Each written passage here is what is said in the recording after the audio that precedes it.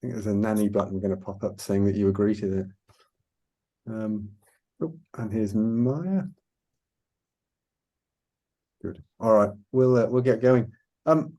Massive thank you for putting your hand up to be a part of the first HYROX Down Under. It's not taken for granted, and I think we all know, most of us, I think all of us, have had some experience in the events game and understand how important it is to have a crew like this, willing to give their time and energy and expertise. So thank you very much. And I know I speak on behalf of the whole team, so the team in Hong Kong as well. And Rich is flying that flag right now. Yeah, hey, Rich. So we've got a slide deck to walk through. Again, I'm conscious of your time. We're going to try and keep it to 45 minutes. So what I would say is I'll kind of whiz through it. If you've got questions, just shout out. Let's deal with them there and then, rather than trying to collect them as we go. I will share my screen. Or will I?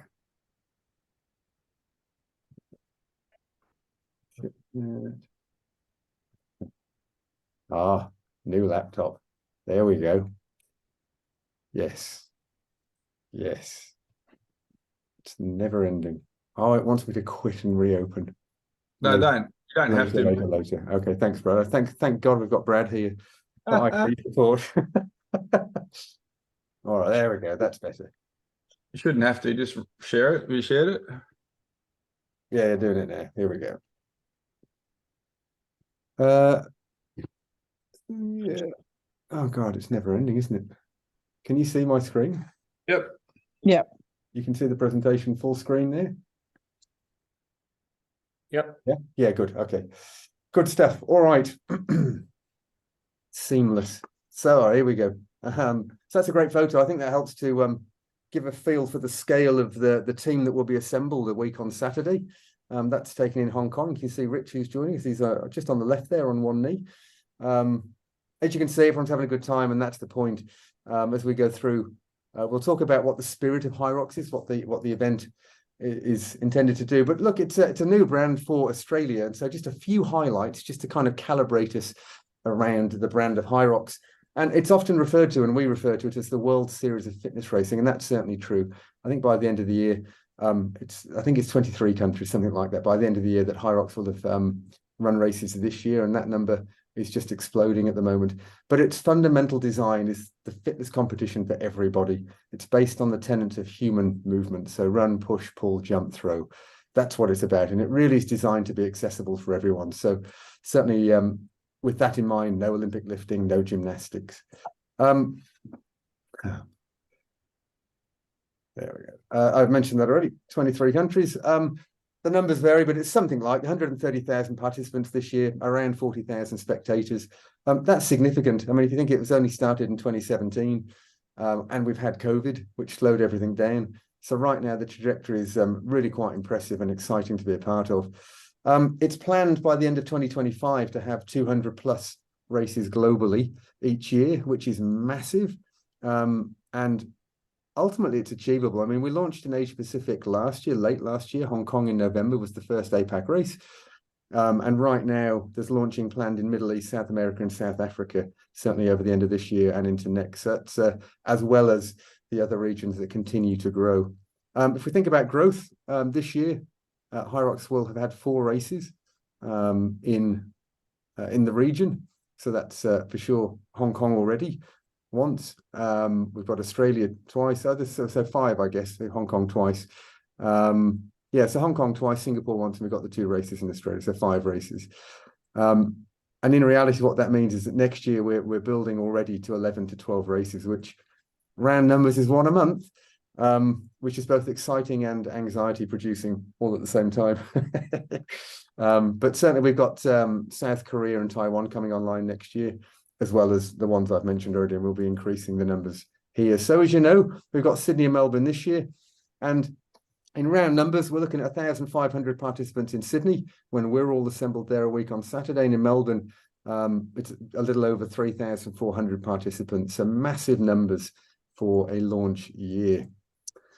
All right, so what we're going to talk about today, we're going to do a very quick orientation. We're going to talk about what a head judge, from a HYROX perspective, what a head judge is, the roles and responsibilities. We're going to talk a little bit about the toolbox that's available to head judges. We're certainly going to talk about the rules, and we'll cover off some important event day information. And in terms of orientation, there's no better way of orienting than telling you where it's going to be. So I think you all know it's at Olympic Park in Homebush, and most people know the Dome building. So we're in the Dome building, but we're not using the Dome. So actually, excluding the Dome, there's 3 separate halls in this building here. We've got the end 2 halls, halls 3 and 4, basically. That's this year, and next year we're already locking in to have the whole thing, because for sure it will grow. But that's where the actual event's going to be. I guess you're all probably familiar with HYROX. You've probably done some homework already. But in simple terms, it's 8 1-kilometer runs, and in between each run there is a functional fitness workout. And as you can see here, we are bringing ski erg, sled push, lead pull, burpee broad jumps, rowing, farmer's carry, sandbag lunges, and the signature finish of a HYROX race, 100 wall balls, a cheeky 100 wall balls. So that's what we're talking about when we talk about HYROX. And certainly here, and I'm going to send this to you at the end of this session, but here we can see the actual design of the Sydney course. And I mean, we're going to walk through this as we talk about each of the stations, but in simple terms, we have a run course around the outside, and this is, you know, a very standard setup for HYROX. This is how it tends to work. So running course around the outside, and the bit in the middle is what we call the rocks zone, the rock zone. So you can see here there's the start tunnel, and so every 10 minutes normally, and if it's relays every 5 minutes, this start tunnel belches out 25 to 35 athletes, depending on where we are, which race we're in. But nonetheless, belches out athletes who make their run around. Now this is, we're going to come to it, but it's basically a 3-lap course. But actually, the way of describing it to people on the day is you always come in on the 3rd. Every time you see the in arch for the 3rd time, that's when you go in. That's amazing with a bit of fatigue and cognitive loading. And I think most of us can relate. Counting to 3 is really simple until you're out of breath, tired, bit of red mist going on, thinking about everything else except what you're doing, basically. And you'll be amazed how many people on the day are going to go, oh, I can't remember, how many have I done? Is it 2? Is it 1? But nonetheless, so in on the 3rd, that's the way we're describing it.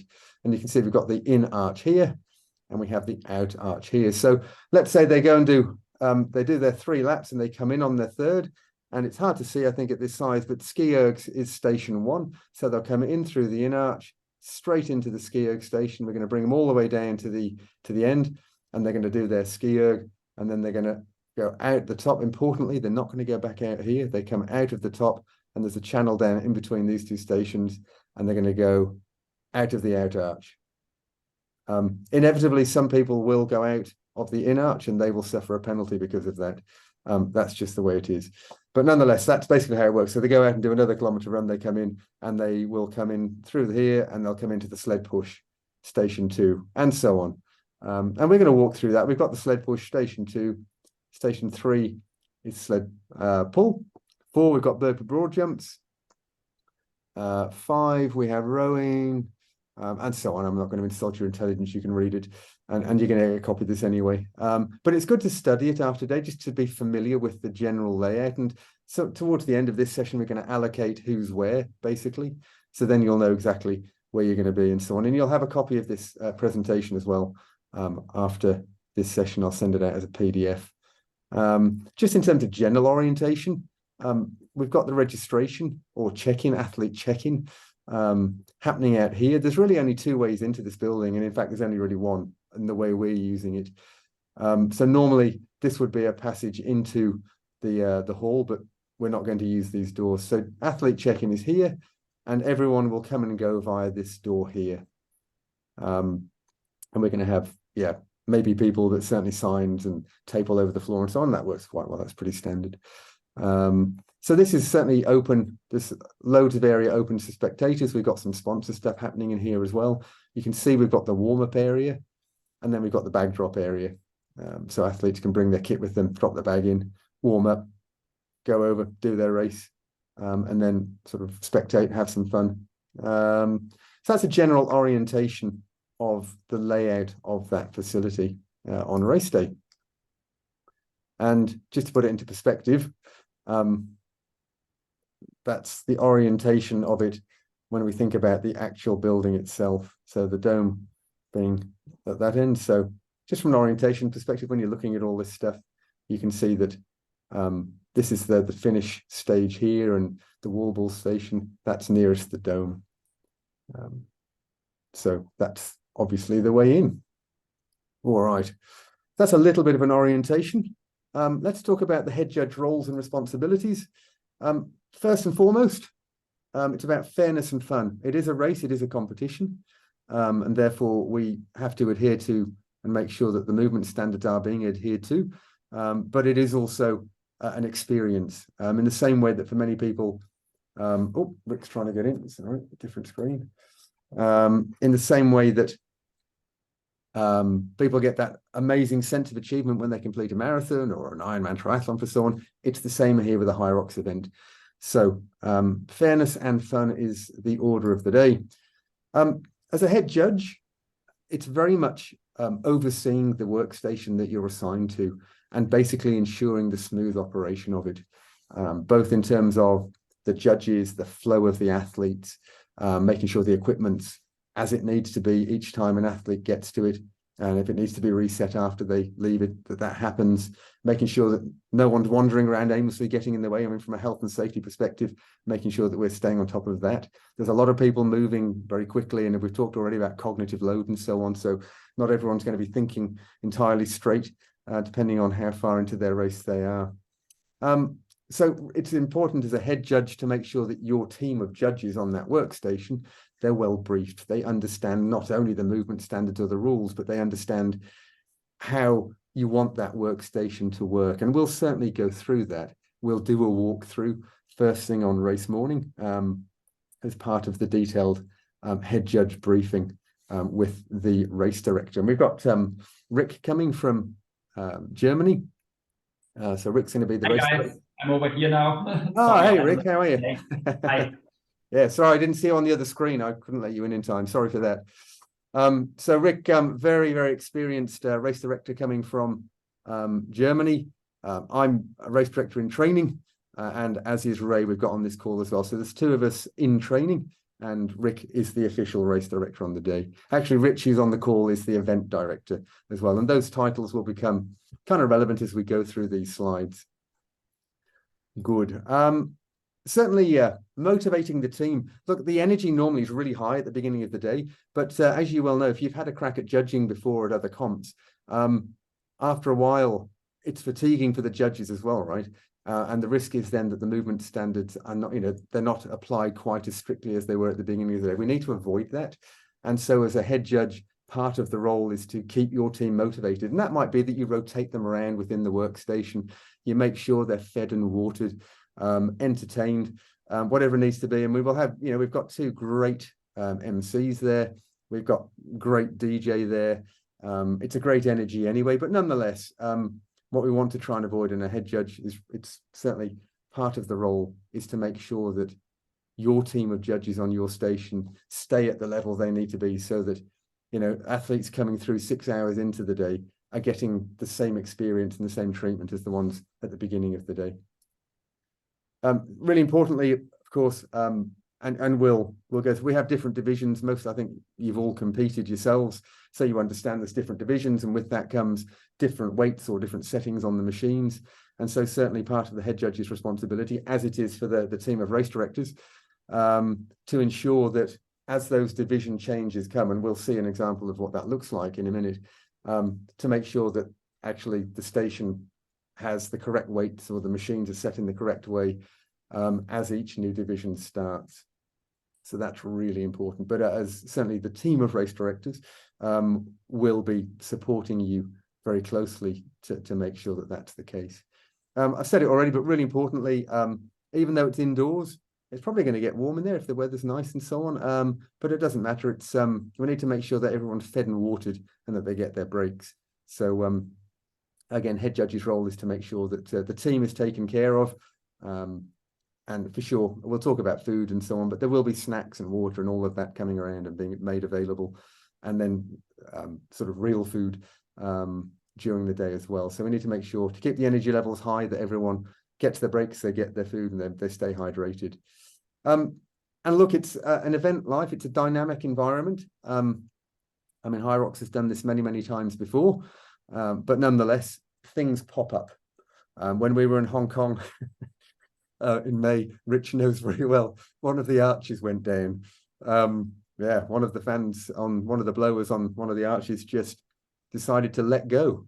And, you know, big arch started collapsing down across the run track, and being able to sort of respond in the moment. I mean, we had a plan B, we had a spare arch and all of that, but nonetheless, there's going to be problems that pop up on the day. And it's that sort of can-do approach that we need to sort of instill into the head judges and sort of lead from the front with your teams. And of course, we're going to be right there with you, right? We're going to be there with you side by side. Really importantly, as a head judge, if you're approached with a timing challenge or some sort of complaint, I mean, obviously, as we would expect all athletes to be polite to you, and that's important, and there is a zero tolerance policy around them not being so. But ultimately, if there's some sort of proper timing challenge or complaint, just refer them to one of us, and we'll take care of it. Don't get bogged down in it, because we have the ability to dig into the details with the timing team, Mika Timing. We'll have two of the team from Germany there, and yeah, we'll take care of it. So it might be just a case of taking the race number and making sure that one of us is aware of what the issue is and give us their number, and we'll run with it. I said actually a moment ago, there's a zero tolerance policy for threatening or abusive behavior towards anyone at HYROX. So that includes other athletes, it includes spectators, and for sure it includes the crew. So if that occurs, don't take the bait. I'm sure you wouldn't, but also make sure your judges don't take the bait, and make a note of their number and report what's happened with their number to one of us. And you can be sure either penalties are applied or they're disqualified. And in the worst case scenario, they wouldn't be welcome at a HYROX race anywhere in the world. So that's certainly something that's taken seriously. Certainly, I don't think it's normally a problem. You might get someone who bit of red mist. We had an incident in Hong Kong, but they were just having a moment. They weren't threatening. They were just not happy. And they got, I think, a 5-minute penalty for their trouble, which they accepted at the end when they'd calmed down. They fully accepted and apologized. So that's an overview of roles, responsibilities.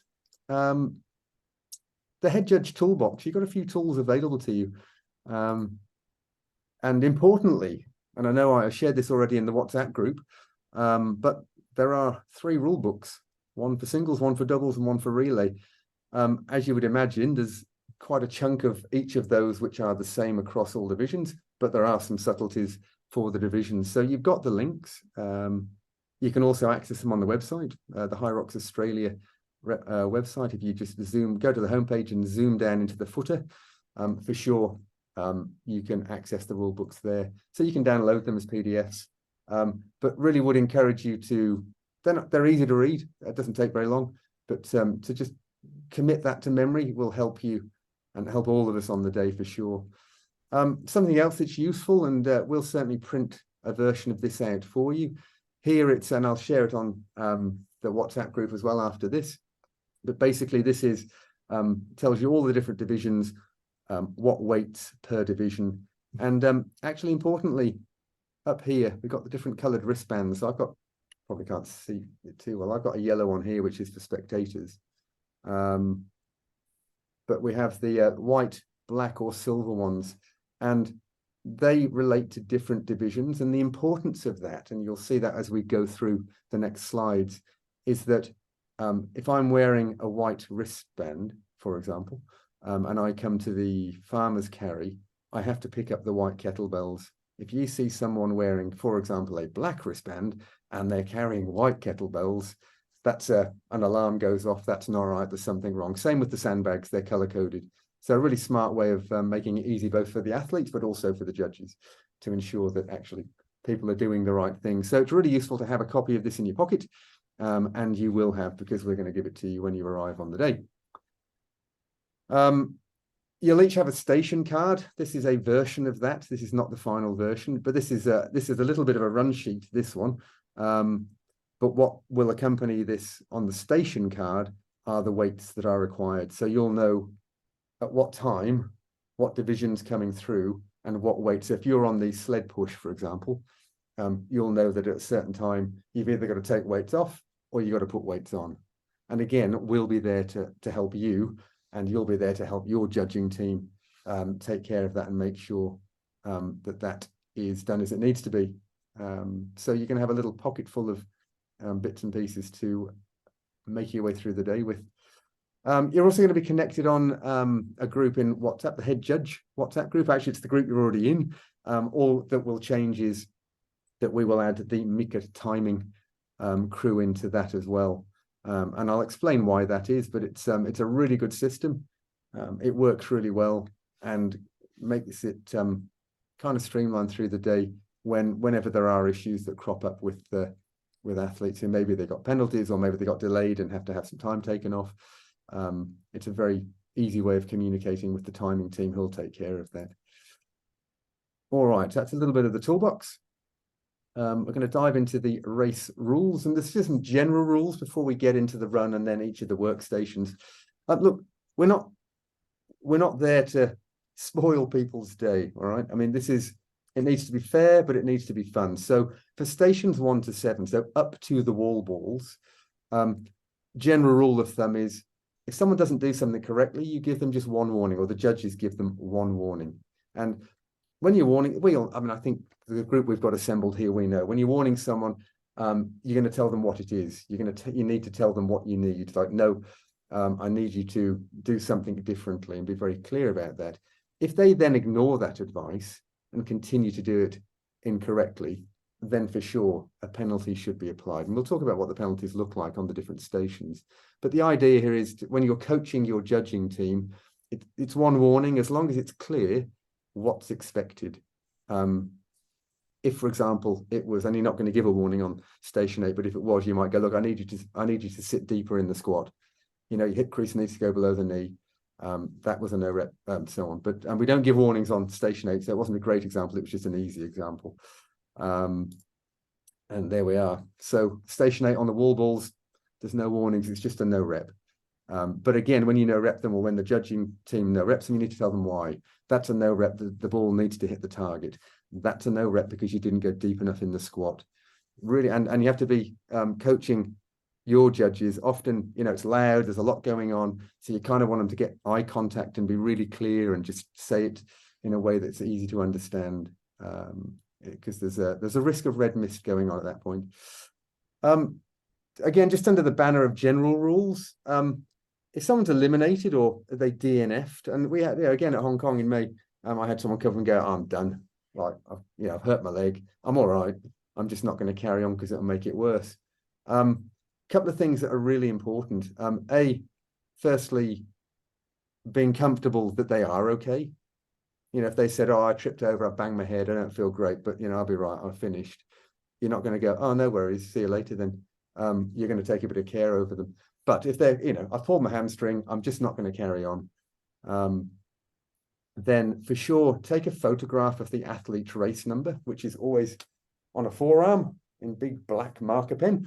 And that's where you're going to start using the race timing group, like the head judges actually, WhatsApp group, because you just take a photograph of the arm, the number on the arm, you send that through with DNF as a message, and the team will just pick that up and they'll make a note.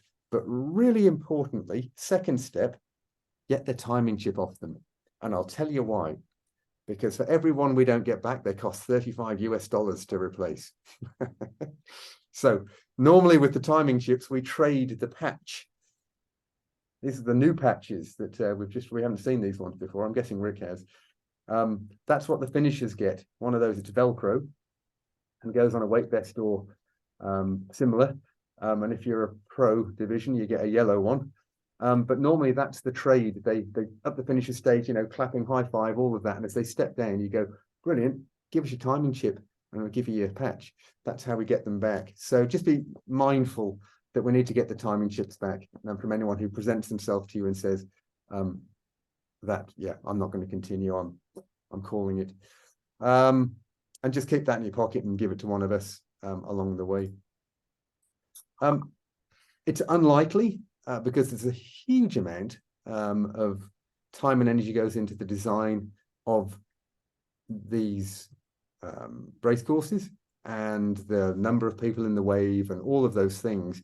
But I have seen it. I saw it in Glasgow where there was a bit of a bottleneck at the wall ball station. Again, I think it's really unlikely in Sydney, but nonetheless, the point here is if that happens, if you get backed up, and there was 3 or 4 athletes getting backed up, they came running in off the course and there was no wall ball stations available.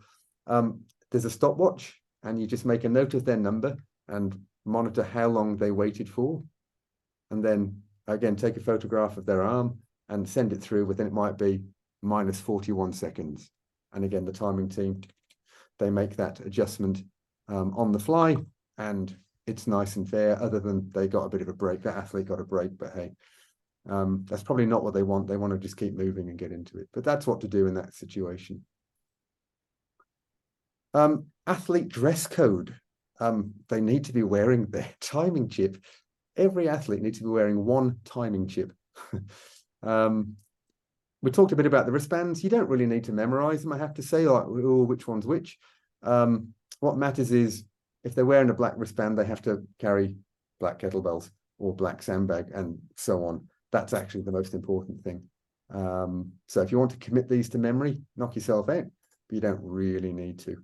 In terms of what people can wear, I mean, obviously it needs to be appropriate, culturally appropriate, let's say. But knee sleeves are allowed. They can wear gloves. They can wear a weightlifting belt if they want to. They can for sure use wristbands, and they can have hydration packs with them, no problem. What they're not allowed is any outside assistance. So they can't have someone handing them any of these on the way into a certain station. They grab them off the mate or whatever on the way in and then hand back off. There can't be any outside assistance. So whatever they want to use, they have to carry the whole way through the race. Really importantly, there are no phones and no headphones. That's both for safety, it's just for safety, frankly. I know of at least one lady who's diabetic and has to. She's got one of the little devices on her arm, but she's promised to have that in her hydration pack. Just needs to be close. And she's got an email that says she can do that. So if you come across that for some reason, anyone who's got a legitimate reason to be doing that that's talked to us will have an email printed off with the phone in the backpack. Again, it's a big problem. Sorry to interrupt. One more thing. So normally there are no drinks allowed on the station. They are allowed to drink the hydration pack or whatever in the walk zone, but not on the station, because otherwise it would look like a mess. But always helps first if there's like a medical issue, they're for sure allowed to drink something, but normally not on the station. Yeah, okay. Yeah, thanks, Rick. Yeah, good to know. Good. So some general rules that incur penalties. They have to complete the workout in the correct order. So station 1, 2, 3, 4 in consecutive order. They can't go station 1, 3, 5, 2. That won't work. Thankfully, the timing system is really clever. So a lot of this stuff is picked up automatically, and the system just works its magic, frankly. I mean, there are clever humans behind it for sure and in front of it, but nonetheless, a lot of this stuff gets picked up automatically. The same is true with a relay. They have to do it in the correct sequence, and as you can see there, a 3-minute penalty for not doing so. If they do it wrong, they can still keep going and kind of make up for the missing station and so on, but they're going to get a penalty along the way for sure. If they miss a station, they get disqualified, but again, they can continue. They might as well. There's no reason why not. They just won't have a score on the leaderboard. It'll say DQ, and they will be shamed forever. Their mates, no doubt, will take screenshots and shame them forever. I talked already about the in and the out arches. There is a risk that people, because they're new to this, again, cognitive loading, fatigue, all of those things, there's a risk that some will run out of the in arch. It's unlikely they're going to run in of the out arch. If they are, they've run further. But even if they do, the timing mats will pick that up and they'll know, and it will automatically apply a 1 minute penalty. So for sure, where we can, we're going to be helping people, just pointing to them and like, it's that way, it's that way. For the stations like Station 1, for example, you could easily imagine them running straight down the corridor, boom, through the big arch in front of them. And away. So yeah, we'll do our best to guide and so on, but at the end of the day, there's a technical briefing, there's signs, there's everything. So that's part of the race in the end. I mentioned already, it's a 3-lap course, so they come in on the third. That's the way to describe it, in on the third. You see a little arrow there. If they miss a lap, they only do 2 out of 3. They get a 5-minute penalty. That's 5 minutes per lap that will be added. And again, the meter timing stuff's really clever. Again, in Hong Kong, got approached with a number of people going, oh, I got a penalty and I shouldn't, I did this and I did that. And the amount of data that's available, and it quickly quashes any sort of genuine complaint, because they kind of go, yeah, fair enough, because you've just got the data to show that actually they only did 2 laps, for example. Really importantly with doubles, partners must run together at all times. And that's a really common question. You might get asked that by people who see you in the kit on the day. They've got to run together. If one is a bit of a gun runner and they think, well, I'll get ahead and I'll get a head start on the next station, they're going to get a penalty, because the system will know that they didn't cross the line together. Actually, Rick, I've been trying to find out, what is the distance, like what's the time? How many seconds apart before that penalty will kick in? I think it's between 5 and 10. Yeah, okay. So they need to stay closely together. Also, the first guy on, let's say, the sled is only allowed to start working out on the station once the other athletes is over there. So they can come in together into the station, and the one once they head, the other walks, they need to be both together all the time. Yeah. Yeah, good. Thank you. Important point. Good. So we'll have a little walk through the stations now, and I've put the little map down here so you can see as we walk through. So Station 1, as you can see, it's right by the in arch, and I think that's an area, Rich, that we need to be aware of, that you can imagine in the heat of battle, there's lots of people that's going to want to run straight out the big arch in front of them here, out of these 2 stations in particular. So we'll be aware of that, let's say, and try and sort of, make sure that the teams on those stations are really making it clear they've got to run up to the out arch up here. Anyway, the ski ergs. When so the judges need to reset the dampers, depending on the division. And you can see here, single, double women, it's damper setting 5, and there's another series of divisions for 6, and pro men are at 7. The important point is that they are reset after an athlete leaves. The monitors reset and the dampers reset to where it should be based on that division. Really importantly, the athletes are allowed to adjust the damper once, and they must do that when they get to that machine. So they run up to the machine. If they want to change the damper, that's when they can do it. But once they're moving, that's it. There's no messing with the damper. When they've reached their 1 kilometer, they need to raise a hand, and a judge needs to verify it. It all happens quickly, and it's easy, but nonetheless, they raise their hand. And obviously what we can't do is have someone with their hand raised for 15 seconds waiting for a judge to come over. So, and we'll talk about it on the day as part of the briefing, where the judges for that station are located, so that they can really easily cover big chunks of the ski ergs. And of course, you can see, you get a feel anyway for who's where, because you can see how many meters they've done already. This is really importantly for whoever has the Station 1, and we'll find out shortly. As Rick said, the partners must enter the workout zone together, and they have to be together and stay together at that ski erg. There'll be a mat on the floor that says doubles right next to each ski erg, and the resting partner has to have at least 1 foot on that mat.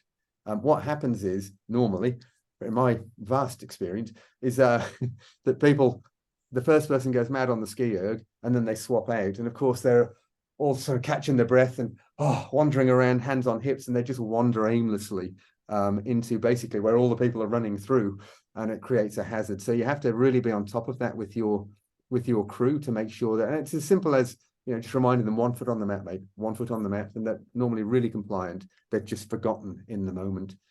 Another really important thing for this workstation, in fact, most of the workstations that have it's like whether it's the sleds, the rowers, the ski ergs, where we have rows of equipment, you always want to be loading the athletes to the furthest machine as far in as you can, the top machine, if you like, always trying to load from the top and then sort of backfilling from there. And as they start to go out at the top, you bring them. You really have to be on that and guiding them through. When they come in, you know, you stand there with your hand up and you wave them down and you point to the machine you want them to have. That just helps. We talked a little bit about flow of the station. That's what we're talking about. It's one of the examples, just to keep everything moving nicely. Yes, and this is really, really important when it comes down to the sled, because athletes like to use any lane. They think, oh, this looks good, I take this one, but they get a huge chaos, and so gives them a penalty if they don't listen. So you assign them to the lane and they must use it. And if they don't, and you cannot bring them to go to the different lane, they will get a penalty. Please contact us as race directors and we will figure it out. One last thing towards the ski erg, they're not allowed to move the handles from one person to the next one. So you have to let go of their handles and the next person needs to start it. So always give them one warning first, and the second time it's only 3 seconds penalty, but they should be aware that they're not allowed to handle it over to the next person when you're training in a double. Good, thanks, Rick. All right, station 2 sled push, and you can see where that's located there. Hey, Rich, how many sleds are we having lined up? Is it 30? Richard, that question is for Richard. So I think it's the same sled as we do over here in our market. Yeah, I think we've got 30 lined up. So for the sled push station 2, they're basically pushing it for a total of 50 meters, which is it's a 12.5 meter long lane. So they go up and back, so 4 laps in Australian language. If they miss one, then it's a 3-minute penalty. And actually, I was interested by the language here, Rick. If you could help me, sled must fully pass each 12.5 meter line. It goes up to the line, doesn't it? The tip of the. You have to be above the line. Yeah. So it must be clear for the judge that he sees that he passed the line, not on the line, completely above the line. And if there's any unclearance, please make sure that he pulls it completely over the line. People will complain. They will say, no, take a look. But depending on where you stand, your angle, it doesn't seem, it must be clear that the sled is completely over the line. And you can be sure there's so many people with their smartphones shooting video.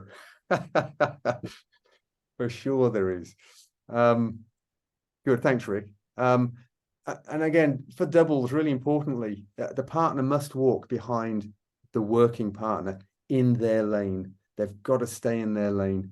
And they just walk behind them, and they can swap out as much as they like, but they both have to stay inside their lane. That's really important. One thing to take note of, on the ends, on the end lanes, it's somehow natural where, because they can kind of step out of the lane because they're not stepping into anyone else's lane, it's the end, it's just the sort of walkway, if you like, that it would be natural for the partner to walk alongside their mate and encourage them from the side. They cannot do that. They've got to be told that they have to stay in their lane, really importantly. And for sure, if they do walk into a different lane, and they need a warning for sure, but if they do it again, then absolutely there are penalties that apply. And in this case, it's a 5 meter distance penalty, so they have to push it back and then push it back again. So that's a fairly stringent penalty when you think about how long that would take. So again, making the warnings really clear to try and avoid issuing penalties here is a good thing. And same as we said with the ski erg, and Rick reinforced, always load from the top, always try and fill the lanes from the top, keep people coming through. And that's a little bit where you've got to be on top of the judges there, your team, because when it gets busy, they kind of it's easy to take their eye off the ball. And that's where you as the head judge need to just keep reinforcing where they stand, how they're communicating with the incoming athletes, and so on. Good. So then station 3 is the sled pull. And same story, really, 4 laps. There's a rope on either side of the sled, so there's no spinning the sled around. You basically, I mean, certainly as the judging team, you make sure that the ropes are where they should be for the incoming athletes so that it's fair and it's straight and it's ready. They have basically a box that they stand in. It's a rectangle. I think it's 1 meter by 2 meters.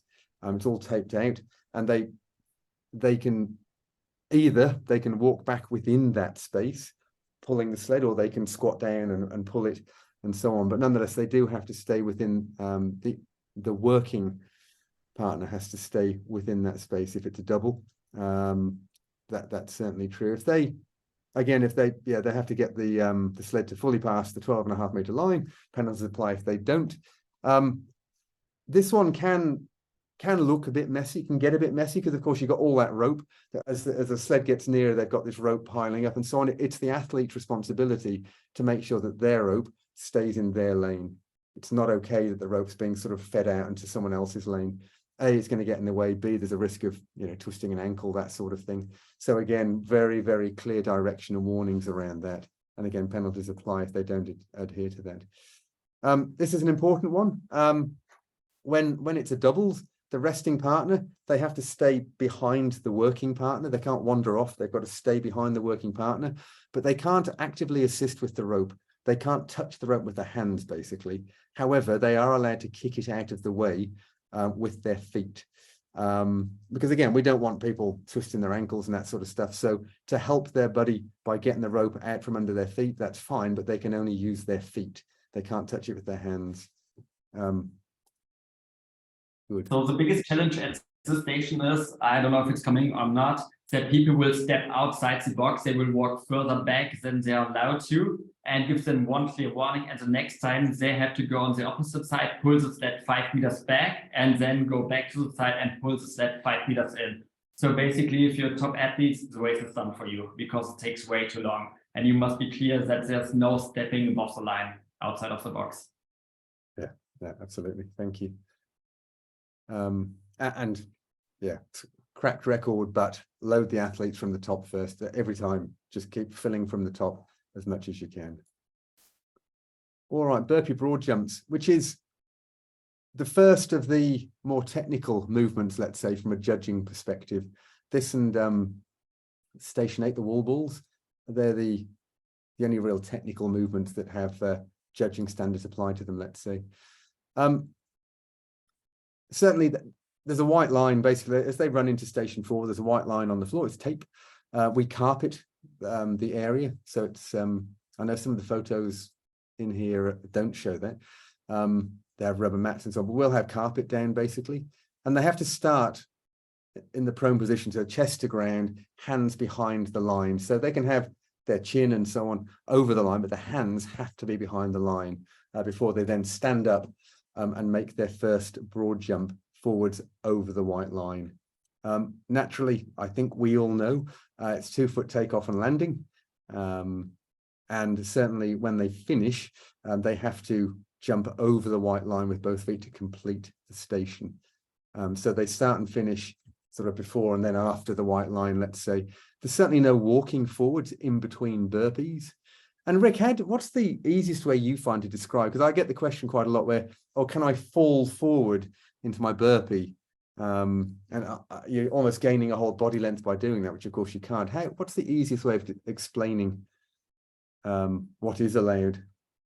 Yes, so we normally say, okay, it's like 1 foot distance, your hands to your feet, or like one, I don't know if you can see it, like one forearm.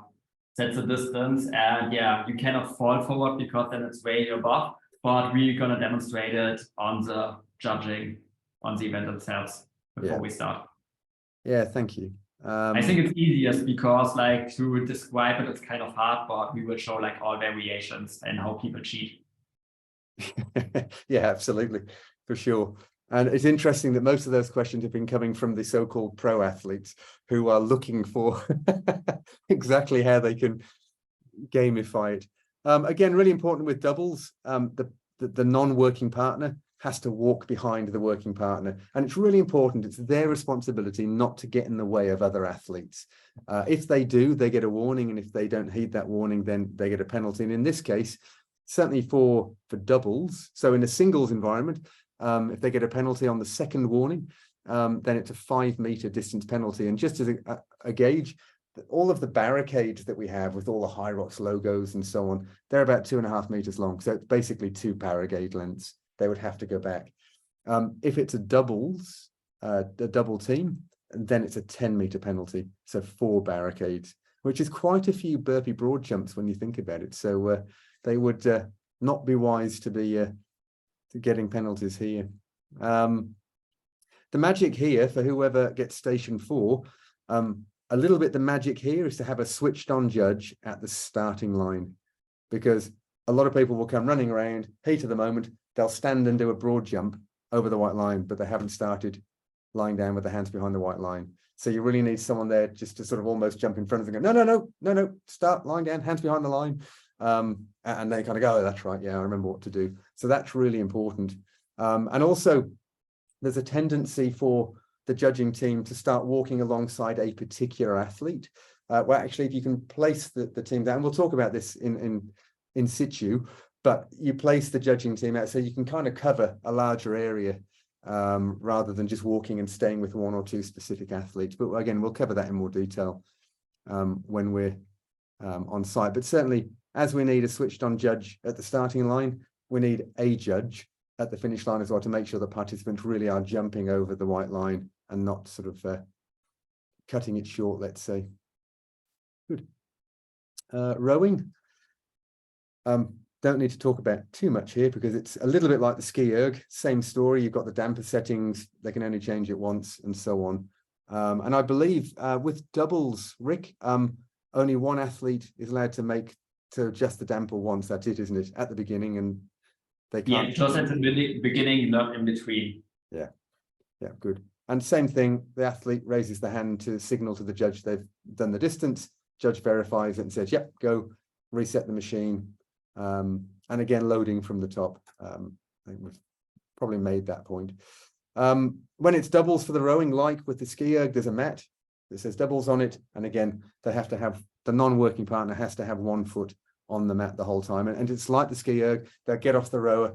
Oh, no, I want to wander around catching their breath. You just need to be on that because you've got people running in and out the whole time. And it really is a health and safety topic. Good. Farmers carry. So we carpet. No, we don't carpet farmers carry at all. That's nonsense. It'll be a concrete floor where we are. We talked about it already, really. You can see we've got the different coloured kettlebells. They correspond to the colour of the wristband, wrist strap, in this case yellow. But really importantly, they have to they come into the station, they pick up 2 kettlebells from the marked area, and that's where they have to put them back at the end, by the way. And basically they have to carry them. They can't carry them overhead. I don't think anyone would want to, but nonetheless, they can't. So they have to be carried, arms extended. They can't kind of rack them in the front rack. They can't do any of that. It's arms extended by the side and move. They are allowed to rest and they can put them down, but they can't put them down sort of sliding them forward, of course. Chalk is provided, and I'll tell you now, that station uses a lot of chalk. There'll be a lot of chalk flying around. But it's important that at the end, the athletes are responsible for putting those kettlebells back in the right place. They can't start mixing them up. So from a judging perspective, it's definitely helping to maintain the flow and order there by making sure that that's done properly. Again, with doubles, the resting partner has to walk behind the working partner. They can't get in the way of other athletes. If they do obstruct, then it's a warning and then penalty. So here it's quite straightforward, really. You've got to make sure they're picking up the right weight. And that's, as I say, look at their wristband, look at the color of the weight they're carrying. Quite straightforward. Sandbag lunges. All right, similar story, really. They're color coded. This photograph doesn't show that, but actually I can tell you now they are color coded. So they come running in, they grab the right colored sandbag, and they start basically with both feet before the white line, and they start lunging their way. I was going to say alternating, but actually Youssef, Rick, introduced us to something we didn't know in Hong Kong. But nonetheless, but the idea is most people are going to do alternate lunging. It has to be alternating. Youssef said that they could, if they had an issue, they were allowed to do. Yeah, so if they have a medical issue, like okay. then it's okay. But normally, if you're fit and a normal athlete, it needs to be alternated. Yeah, good. Okay, thank you. I mean, to be honest, if you're doing it not alternating, it's a long way to Then it's like a penalty. One warning and then penalty. Yeah, sure thing. Good, thank you. So, I mean, as you would expect with lunging, it's the trailing knee must touch the ground, and then hips fully extended at the top of the movement. And they're not allowed to drop the sandbag. That's an important one. They cannot drop the sandbag. And here, if they do get a penalty, again, it's a 5 meter distance, so they have to go back 5 meters or 2 barricades. So here's a little bit tricky with doubles, right? You have to keep an eye on them. So the sandbags must be handed over from shoulder to shoulder, either sideways or backwards. Really importantly, it can't move forwards in the transfer. That's not allowed. So it's important the judges understand, and we'll demonstrate what that could look like. We'll do it the right way and do it the wrong way. But that certainly is a little trick with the doubles to make sure the sandbag's not moving forward in transition. And also the resting partner, as always, has to walk behind the working partner and not get in the way. As always, if doubles get a penalty, it's double the distance in this case, 4 barricades, 10 meters. A little bit like the kettlebells, you need a judge at the beginning to make sure they actually pick up the correct sandbag and that they do start with both feet behind the white line and lunge across the white line. Actually, given the design of ours, you can have one of the judges at the corner. You can actually see a lot from the corner because it's an L shape in this case. So actually, I think it'll be interesting to work out how you're going to have your judges located around that station. Importantly, they have to lunge past the white line at the turning point. Then they can walk normally around the corner. There's another white line, and they lunge over the white line and go again. And again, we'll show you that when we're on site. And they have to lunge over the white line at the end. If they just miss it, they've got to do an extra one. You know, it's the way it is. There's winners and losers in all of this. And then we have the wall balls, the signature HYROX conclusion. And actually what you can see in this photograph here, that's the ramp that goes up onto the stage, and there's a big screen up here, and they've got bright lights, big music. The DJ is going to be up there in Sydney, the Red Bull DJ. Their name's going to be on the screen as they go up onto the stage. Like, it's a really cool finish line for sure, but before they do get to the finish line, they've got to do 100 wall balls. Now with the wall balls, they have to start standing tall, so they can't start the movement from a squat position, so they can't pick the ball off the ground and straight into it. They actually have to stand tall, squat, and throw the ball up to the target. Again, we're going to demonstrate all of this. I think, to be fair, the team we have assembled here know exactly what a wall ball should look like. From your perspective as the head judge, and certainly we as race directors, I know the first thing I look for when I walk into the wall ball station once we're up and running is I actually look at the judges and I see if their heads are moving, because there's 2 phases of the movement in a wall ball. There's the squat, and you have to look down to see if they're squatted properly or not, and you have to look up to see if the wall ball hits the right target or not, or indeed hits any target. So if you see the judges just counting yet 1, 2, 3, then they're going to need some advice. If their heads aren't moving like they're watching a game of tennis, then they're not judging properly. So this can be fatiguing because there is counting involved. We have the little clickers to help them with counting and so on, but nonetheless, from a judging perspective, it is one of the most fatiguing stations to be on. So we have to be mindful of that. From a movement standard perspective, as you would imagine, it's squat below parallel, so hip crease below the knee, and the wall ball must hit the required target. And in this case, they are 9 and 10 feet respectively for women and men. We have a bunch of appropriately sized plastic crates or boxes available. If someone isn't, they're just kind of borderline, and they keep having to tell them, and it's kind of, oh, it's getting hard to know whether they're doing it properly or not, or they're not doing it properly, then use the boxes. Get the judges to use the boxes. It's up to the judge. You can go, righto, put the box out. I need your ass basically to touch that every time you come down in the squat. And that's really useful, a really useful device. So don't be shy with those, for sure. Now here, a no rep is just a no rep. You don't count it, right? So it's not a penalty per se. It's just if it's a no rep, then what they just did doesn't count towards their 100. Doubles, the resting partner stays on the mat next to their partner, same story. And the really, one of the favorite questions is, can one of the partners catch, so if I throw the ball up for my last of my 10, let's say, can my mate jump in and catch it on the way down and keep going? No, cannot. Remember, you have to start standing tall before you then squat and throw the target. So you're not allowed to do the whole transition switch. That won't count at all. Really importantly here, people are tired, and it might be there's some people really racing side by side. So having a judge at the entrance to that workstation and directing the athlete to go left, go right, and being really clear direction with both voice and hand signals, because there's two sides to the rig, of course. And then it's often good to have one of the head judges, because we have multiple head judges on the rig, wall ball rig, to have one of the head judges kind of floating in the middle of the rig, directing athletes and monitoring the judges. You really have to stay on the judges on this one. It's easy for the judges to get a bit fatigued and a bit, fatigued. Let's stay with that word. So keeping them fed and watered, motivated, and continually giving them sort of reinforcing what's required is important. When you're starting off, load from one side of the rig first. So if there were 15 wall ball stations on each side, you'd start to the right, you'd fill up the 15th, go all the way in and fill and backfill from the top before you start sending people down the left. Again, that really just helps to keep the flow of the whole thing where you need it to be. And then there's the finishing stage. Two more things, sorry to interrupt. Two more things for the wall ball. So one thing is, we already mentioned about the height.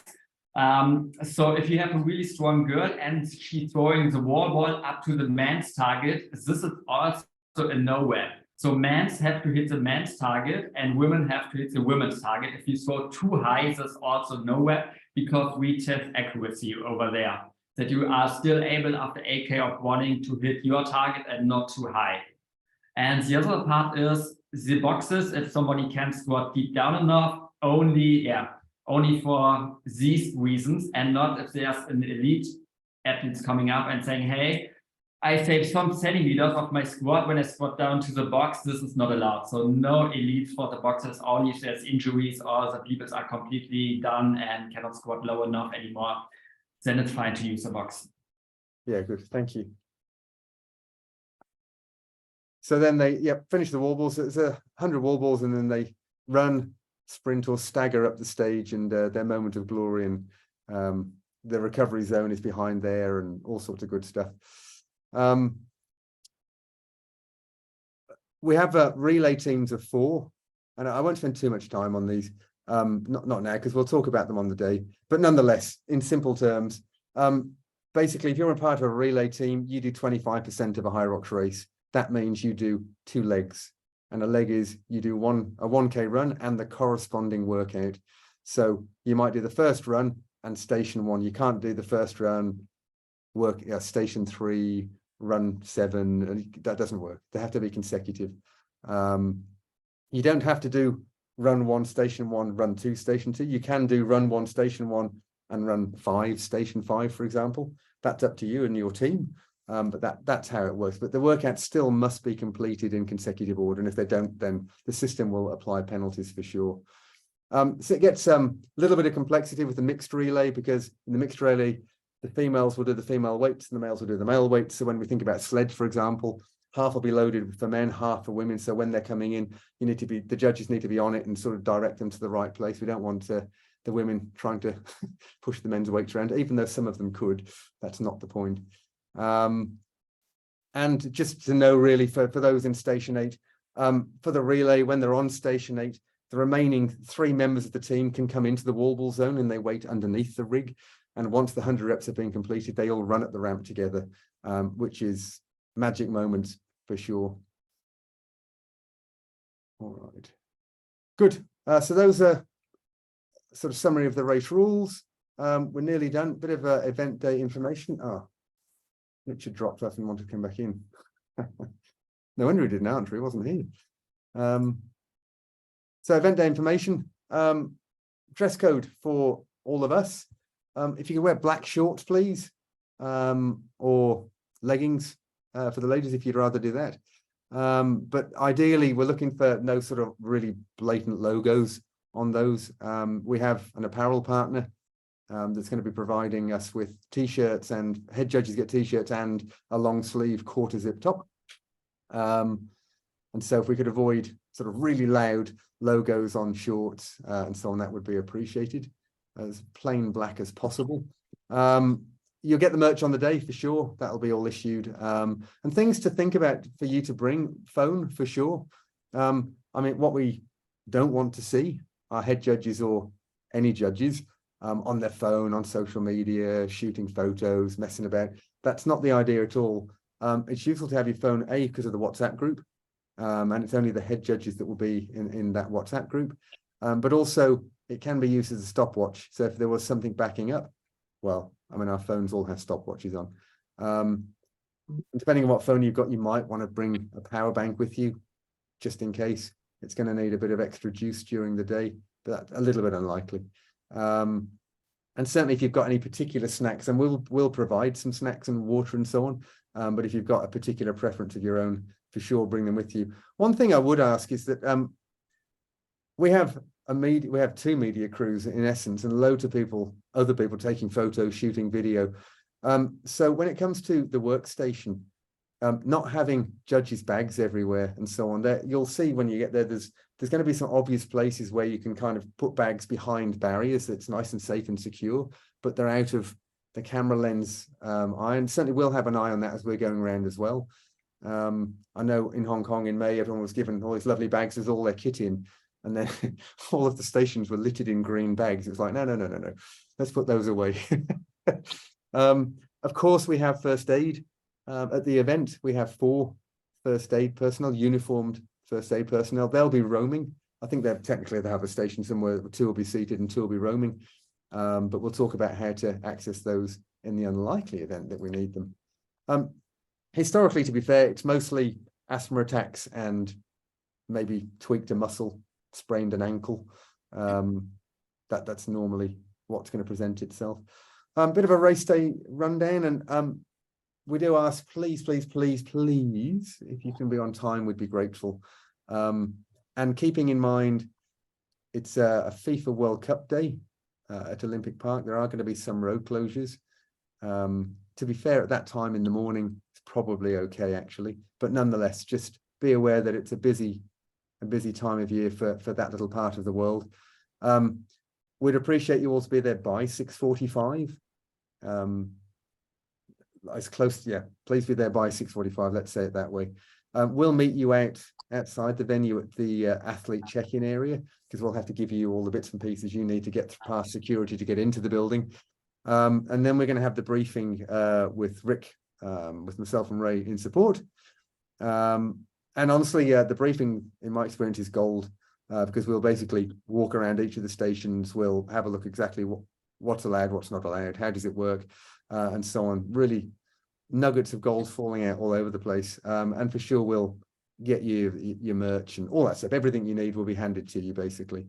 The volunteers will arrive, so the teams of judges and other volunteers will arrive a little bit, just slightly later. And there will be a total briefing with everyone in a group photo, as you saw at the beginning of this slide deck.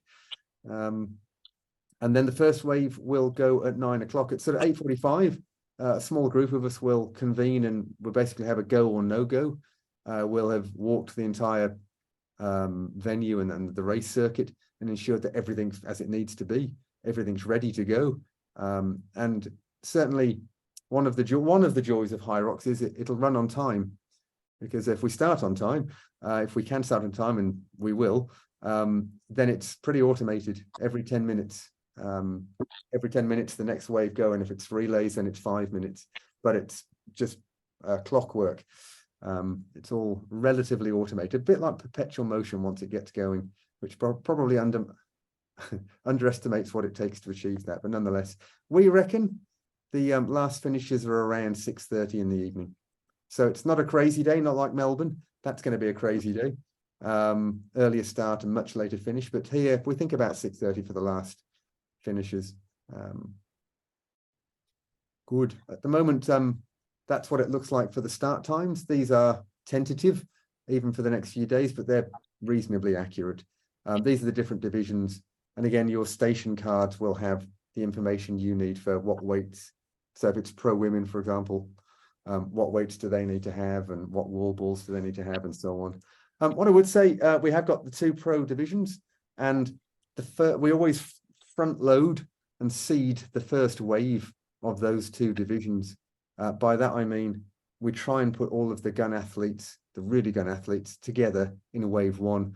We do live stream that, so we've got a couple of runners who'll support the media team, and they'll run on the run with the leading pack of pros, and stream that to Instagram. They hand off the camera when they come into a station so they can catch their breath, and someone else handles the camera until the leaders go out of that station, and so on.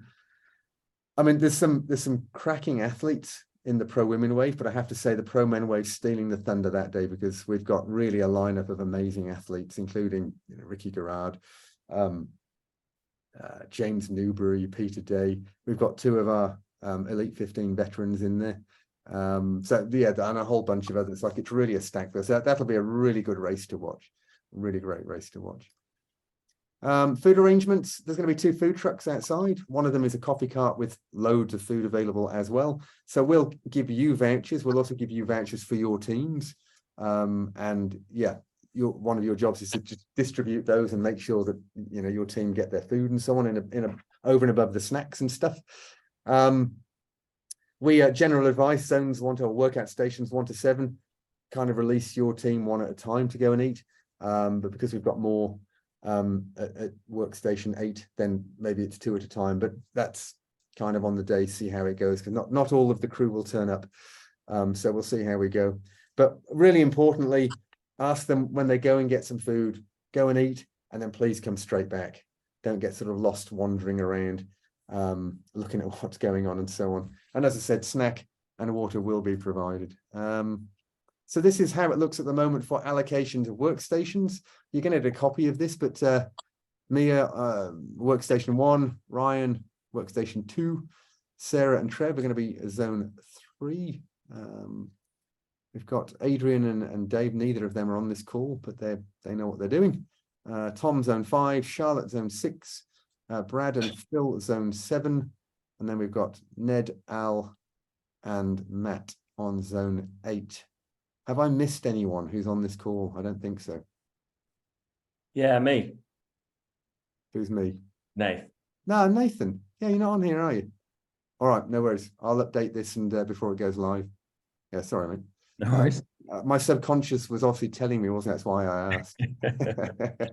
Yeah, cool. All right. Yeah, I'll handle that separately then before this goes out, so you'll know where you are, mate. Good. In terms of on-site comms, as I mentioned, we'll have first aiders. At the end of the day, it's the case of emergency or injury. Just ideally get hold of the first aiders first so they can start offering treatment. Then race directors, for sure, on WhatsApp, or I've got a local number, which is on here. Commit that to your phone if you haven't got it in there already. I think most of you have. And if we're not available, for sure, then Rich, event director, again, probably on WhatsApp is the easiest way. But if it's really an emergency, yeah, getting the medical help first is the main priority. In terms of general comms, I've mentioned already, you're already in the WhatsApp group. That's the main source of comms for us on the day, in the lead up to the day and on the day as well. Next steps, you'll get a copy of this. Please take your time to get through it again. Study the rule books. They are the Bible. If anything changes with your situation, or you've got any questions or anything at all, please use the WhatsApp group to communicate. Because if you've got a question, there's every chance that actually other people actually don't know the answer either. So if you ask it in the group, we answer in the group. Everyone gets to learn from that. Probably worth watching the live race briefing on the Friday night, because we're going to be walking around the actual venue. So it's a way of, and again, there's all sorts of snippets that you'll pick up as we go through that on the Friday night. So yeah, number 5, get ready to have some fun, and very much appreciate you being an integral part of the high society, bringing HYROX Down Under. Time being what it is, does anyone have any questions? I think, sorry, Matt, just 1 point for myself, guys. I don't know if you can hear me, Matt. Yeah. Just one point, guys. Obviously, volunteers, sometimes they don't turn up.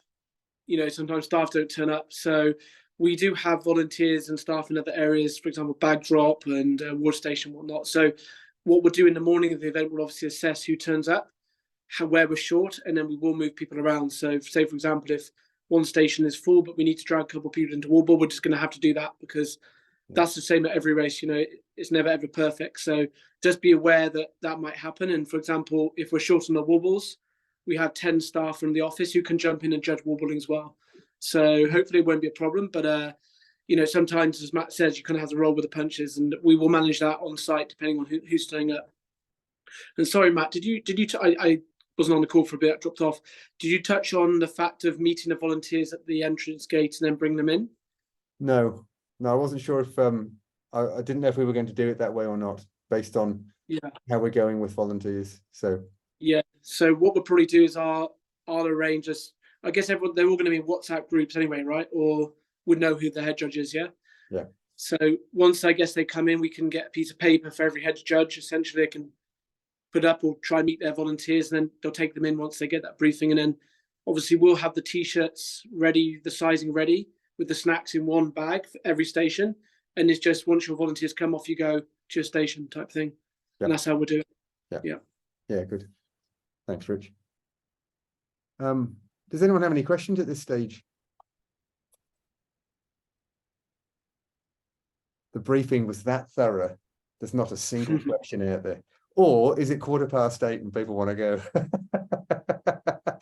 I understand. There's no problem. You can bang questions into WhatsApp. We're going to do a briefing with you on site anyway. We're going to be there to support you. There's a whole army of us there to support you. So all good. If there's no questions, guys and girls, thank you so much for giving your time generally, but also tonight on a school night for committing time to ease into the world of HYROX. And we'll see you we'll see you bright and perky on the 12th. Yeah. Thanks, guys. Thank All you. good. Thanks, guys.